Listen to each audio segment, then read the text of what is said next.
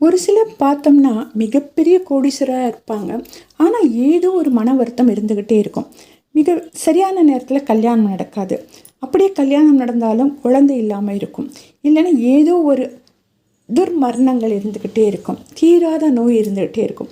இதுக்கெல்லாம் என்ன காரணம்? இன்னும் சிலரை பார்த்தோம்னா அந்த பிரச்சனையை வெளியில் வாய் திறந்து கூட சொல்ல முடியாத அளவுக்கு அந்த பிரச்சனை மிக பெருசாக இருக்கும். இதெல்லாம் ஏன் நடக்குது? ஒரு சிலரை பார்த்தோம்னா ரொம்ப ஏழ்மையாக இருப்பாங்க. சாப்பாட்டுக்கே எதுவுமே இருக்காது. வறுமை கோட்டில் இருப்பாங்க. எப்போ பாரும் கஷ்டம், நோய், இந்த மாதிரி பல பிரச்சனைகள் இருந்துகிட்டே இருக்கும். இதுக்கெல்லாம் தான் நம்ம இந்த பதிவில் ஒரு தீர்வு சொல்ல போகிறோம். கண்டிப்பாக இதெல்லாம் எதுக்கு வருது? கண்டிப்பாக இதை தெரிஞ்சுக்கணும். நம்ம எடுக்கிற பிறப்பே முன்ஜென்ம பாவம். அந்த பாவத்தை கர்மத்தின் படி தான் நம்ம பிறப்பு எடுக்கிறோம். அந்த கர்மாவை கழிக்கிறதுக்காக தான். நல்லது செஞ்சால் நல்லது கிடைக்கும், கெட்டது செஞ்சால் கெட்டது கிடைக்கும். இது எல்லாருக்குமே தெரிஞ்சும்.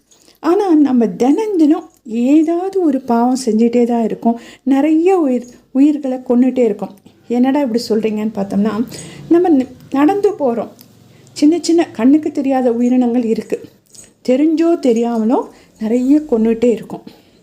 இந்த மாதிரி பாவங்கள் 7 ஜென்மத்து பாவங்களையும் போக்குவதற்கு ஒரு எளிய பரிகாரம் தான் மகா பெரியவர் சொல்லியிருக்காங்க. அந்த பரிகாரம் என்ன?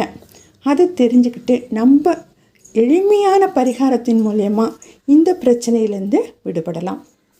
மகா பெரியவா சொல்கிற எல்லா பரிகாரமுமே ரொம்ப வேதம் படிச்சிருக்கணும், அது இதுன்னெல்லாம் எதுவுமே தேவையில்லை. நிறைய பணக்காரனாக இருக்கணும், அதெல்லாம் இல்லை. ரொம்ப எளிய பரிகாரம். அது என்னன்னு இந்த பதிவில் நான் சொல்ல போகிறேன். இந்த பரிகாரம் செய்வதற்கு நமக்கு என்ன வேணும்? பச்சரிசி வேணும். சுத்தமான பச்சரிசியாக இருக்கணும். அந்த பச்சரிசியை நல்லா பொடி செஞ்சுக்கோங்க.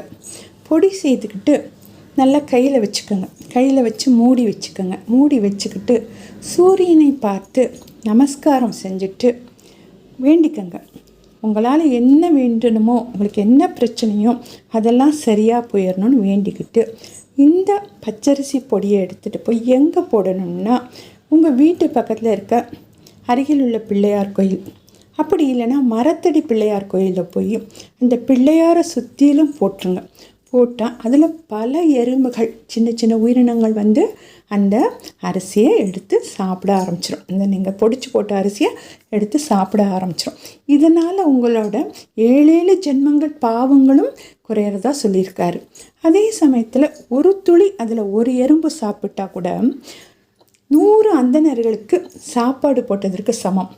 அதனால் இந்த எளிய பரிகாரத்தை எல்லாருமே செய்யுங்க. டைம் எப்போல்லாம் கிடைக்குதோ அந்த மாதிரி நேரத்துலலாம் இந்த பரிகாரத்தை செஞ்சுட்டே வந்தீங்கன்னா கண்டிப்பாக இதுலேருந்து நல்லாவே இருக்கலாம், சந்தோஷமாக இருக்கலாம், நிம்மதியாக இருக்கலாம். உங்களுக்கு வர வேண்டிய பணம் வரும். உங்கள் வீட்டில் நோய் நொடி இல்லாமல் இருப்பாங்க. இப்படி நம்ம எறும்புகளுக்கு உணவு கொடுக்குறப்ப அந்த உணவானது கிட்டத்தட்ட 2.25 வருஷமும் கெட்டு போகாமல் இருக்குமாம்மா. அந்த உணவை கொண்டு போய் சேகரித்து வச்சுக்குது எறும்பு.